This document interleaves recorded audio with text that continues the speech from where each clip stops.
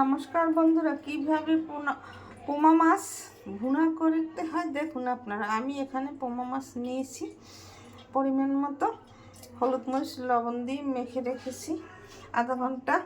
আর এখানে পেঁয়াজ আদা রসুন এক চামচ করে নিয়েছি, আর একটা তেজপাতা নিয়েছি।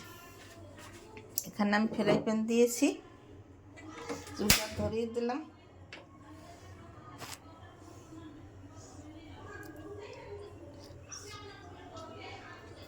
চুলায় 1 টেবিল চামচ তেল দিয়ে দিলাম।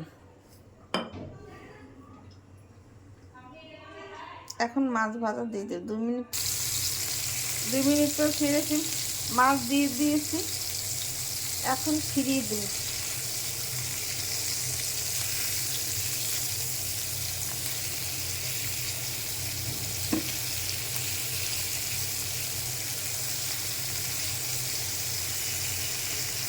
দুই মিনিট পর ফিরে আসছে। 2 মিনিট পর ফিরে আসছি, মাছ ভাজা হয়ে গেছে। এখন তুলে নিলাম। আর একটা কড়াই দিয়ে দিলাম।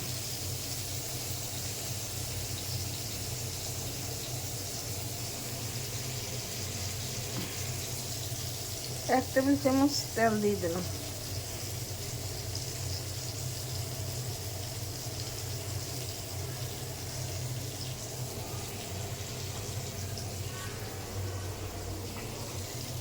তেলের মধ্যে তেজপাতা আদা পেঁয়াজ রসুন একসাথে করে দিয়ে দিলাম।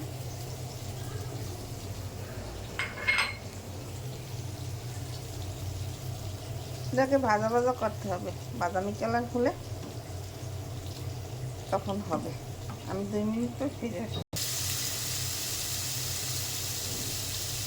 2 মিনিট পর ফিরে আসছি। পেঁয়াজ বাদামি কালার হয়ে গেছে। মধ্যে একটু গরম জল দিয়ে দিলাম।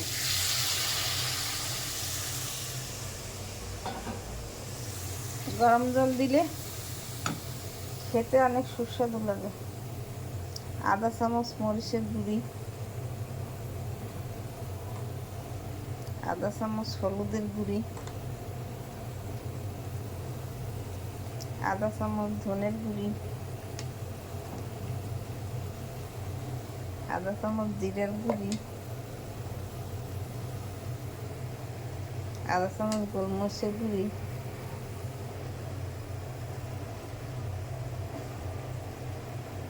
আধা চামচ তেল দিয়ে দিলাম।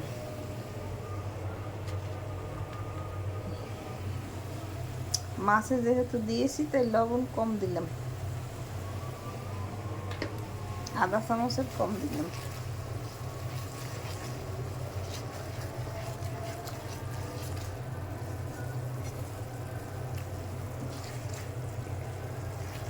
মশলার গায়ে তেল ছেড়ে গেছে।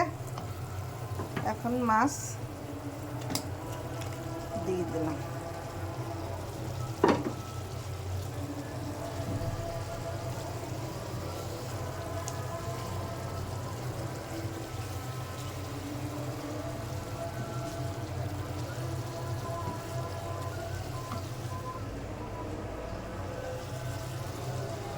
এখানেও গরম জল দিয়ে দিলাম পরিমাণ মতো।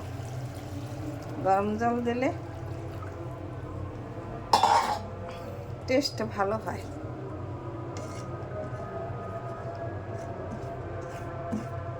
ঢাকনা দিয়ে ঢেকে দেবো। 2 মিনিট পর ফিরে আসছি। আমার মাছ ভুনো প্রায় হয়ে গেছে, একটু পরে আমি তুলে নেব।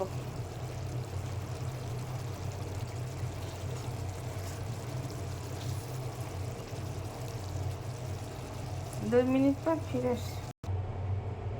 2 মিনিট পর ফিরে আসছি। মাছ ভুনা, পোমা মাছ ভুনা হয়ে গেছে। দেখতে কত সুন্দর লাগছে দেখুন। আপনারা এইভাবে আপনারা ঘরে রান্না করে খেয়ে দেখবেন, খেতে অনেক সুস্বাদু লাগবে। আমার ফেসবুক পেজটা ফলো করে দেবেন, এই ইউটিউব চ্যানেলটা লাইক কমেন্ট শেয়ার করে পাশে থাকবেন। ধন্যবাদ।